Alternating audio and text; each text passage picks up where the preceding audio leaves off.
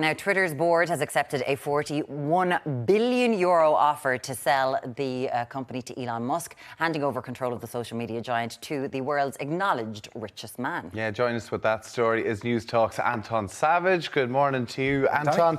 So the world's richest man has taken over the platform that's going to control what we read and see and take up every day. There's some interesting implications to this. There's also an interesting story in how it came to be, because he didn't take it over without a fight. He made an offer of, I think, 44 billion, which was a certain price per share.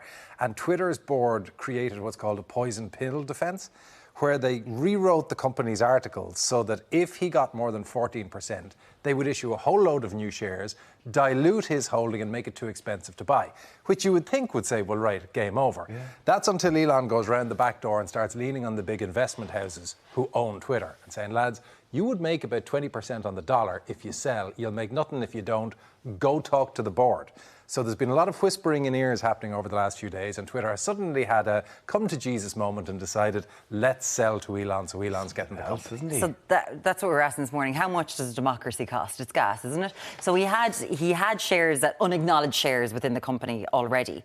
What are the implications of this one person owning one of the biggest social media platforms in the world? They're huge. They're not entirely negative. They're hugely positive in some ways, hugely negative in others. One of the things that he said that he's going to do is he is going to deal with meat puppets, sock puppets, bots, and the unacknowledged or the unidentified people within. So what? Meat puppets, sock puppets, and bots. Oh, them? Yeah. Oh, yeah. All the fake accounts. Well, yeah, but you've different layers of fake accounts that are problematic to a different degree. You've bots, which are literally computer algorithms that run around and annoy people.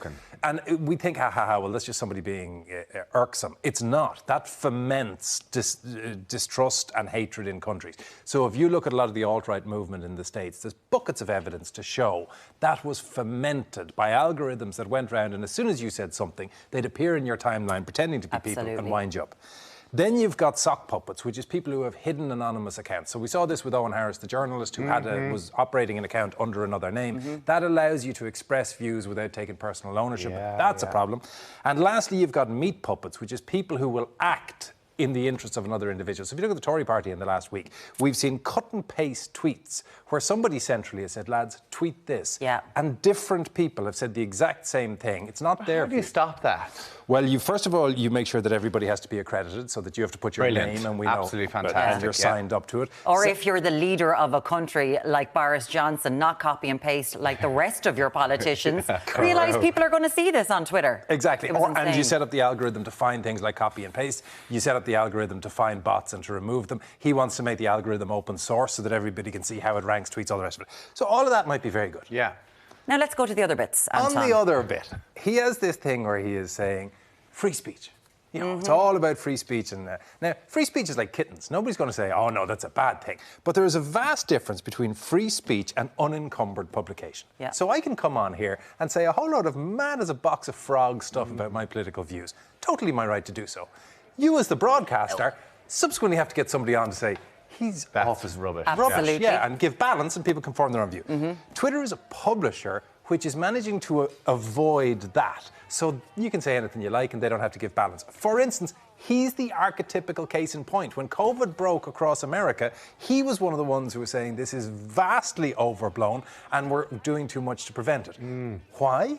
Well, because he had loads of factories that were impacted by it. Absolutely. Who did any balance? Nobody. So in the same way, to say that, well, the richest man in the world is now going to allow a free-for-all, potentially, where the wealthy and the influential can be unrestrained. He's also used this to make himself an awful lot of money, because when he wants to tank his share price, he's gone onto Twitter, said whatever the hell he wants, and he's made an awful lot of money. He's made billions. Cryptocurrency, the whole lot. Exactly, he has, and he's unique in having, as far as I know, for his role. The Securities and Exchange Commission in the States had to censure him and fine him because he tweeted in a way that was market moving. Now, there is another example of free speech versus regulation, and this man now has the control of one of the world's largest publishing platforms. The big thing I want to know, is he going to put an edit button? Oh, don't start with the edit button, Tommy.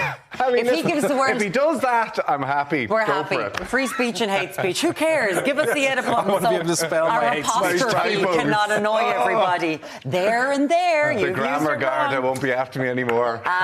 If you've got any opinions on that, 0896 111 111.